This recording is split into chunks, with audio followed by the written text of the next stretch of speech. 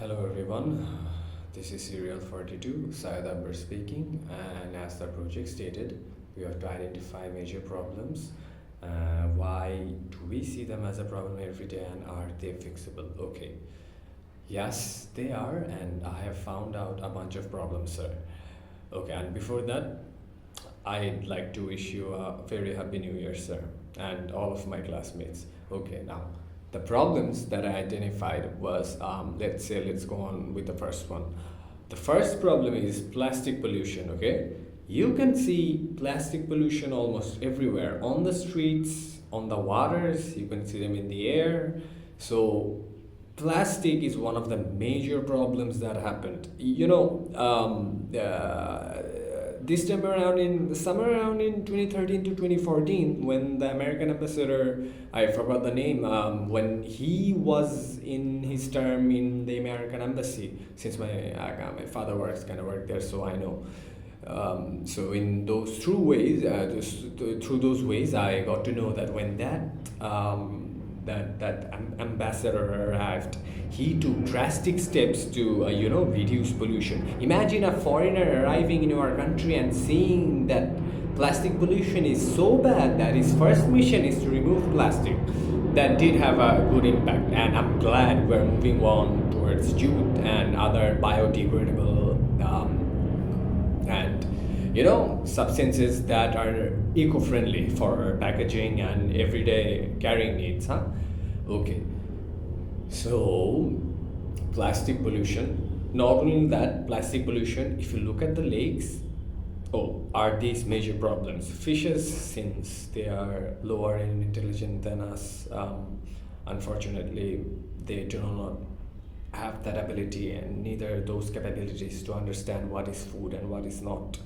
So when we dump plastic on water, they are going to confuse that plastic as food and swallow it. And imagine how horrible that can be. You get something stuck on your throat, you can't get it out, you suffocate, you drown. Fishes aren't supposed to suffocate, yet they suffocate. Imagine how painful that is. Okay, so now moving on to the next topic was particulate matter 10, PM10. This is mostly released by construction sites. This has a whole lot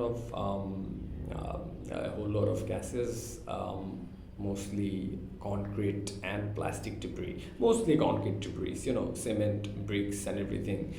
So you see, as most and all of Dhaka is entirely populated by it's like stacks and stacks and stacks of building one after another. I could swear some of these are literally cyberpunk genre inspired, that dark dystopian future. We're heading there. Look at these building architectures. It's like building corporate slaves, living in stacks. Anyway, so on that part, other than how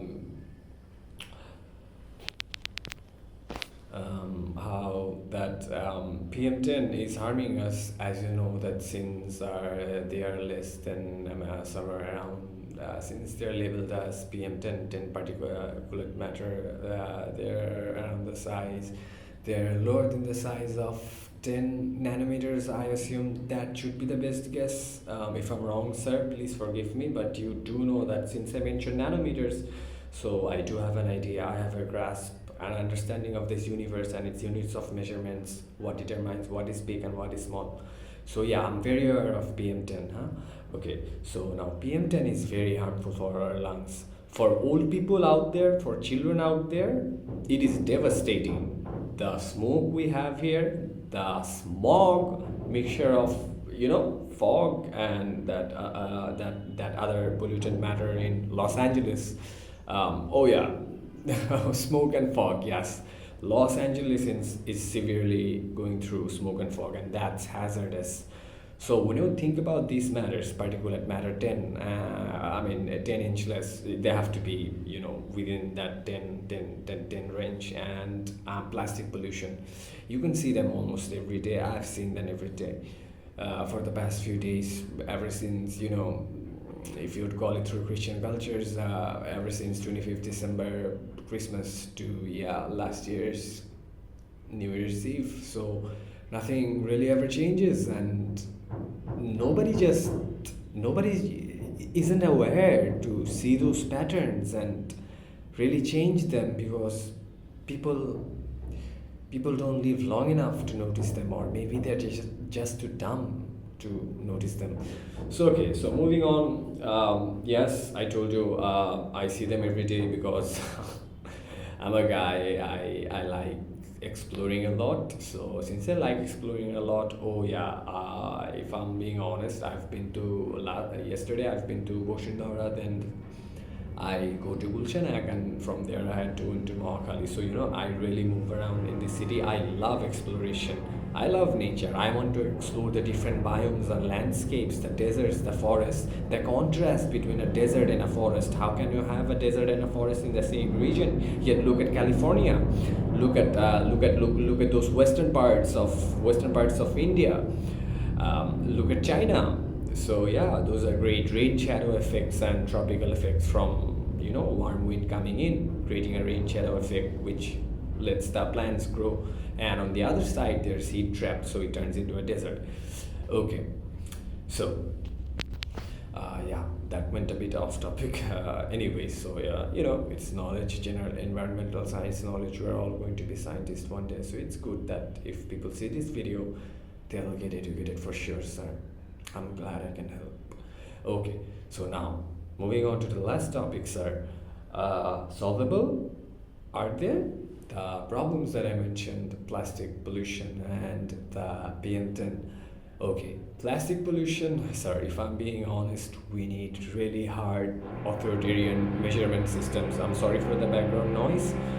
And we need them like I don't want to, sound comical, but like the Roman Empire, 19th legion of the Roman Empire coming back and having enforced harsh eco-friendly measurement systems. Only that way we can actually solve that plastic pollution problem, because no matter how much it has been like 10 years, there's so many NGOs that I know that work to solve these issues. Some of the issues have been solved, but this plastic pollution, no, it's there. It's harming the fisheries, and there's a lake here, I'll show you, and the entire ecosystem is getting ruined. That whole ecosystem is going down, all because of plastic pollution. And the PKM and the particulate matter 10, PM10 or particulate matter 10 is the main reason why we can inhale, we can exhale, we can breathe like we could breathe like maybe 10 years ago, because our lungs are polluted through these speckles of dust that we're not supposed to inhale, but this industrial works and industrial revolution, this is where it led to us. So that is all it is, sir. All I can say is that yes, we can solve both plastic based pollutions and the particulate matter 10 issue if we have strict authoritarian governments, more like militaristic leaders who can actually, eco-friendly militaristic leaders that can achieve that goal. I'm certain that everything is irreversible. So yeah, I hope we can create a better future together someday. Thank you everybody for listening to my what can I say, brief scientific discussion or a TED talk. Thank you, sir. I really appreciate it. I hope my words could make an impact to change this world and the grades. Thank you, sir. Sir, one more question. I'm serial 42 Syed Abrar. Do you think that the universe is in a constant cycle of big crunch and big shrink? Big crunch and big bang. Big crunch is the big shrink. So it's in a cycle of big bang and big crunch, right? I asked you in that class, and I was so fascinated to know that you and I, we both have similar curiosities. Astrophysics, I love it, sir.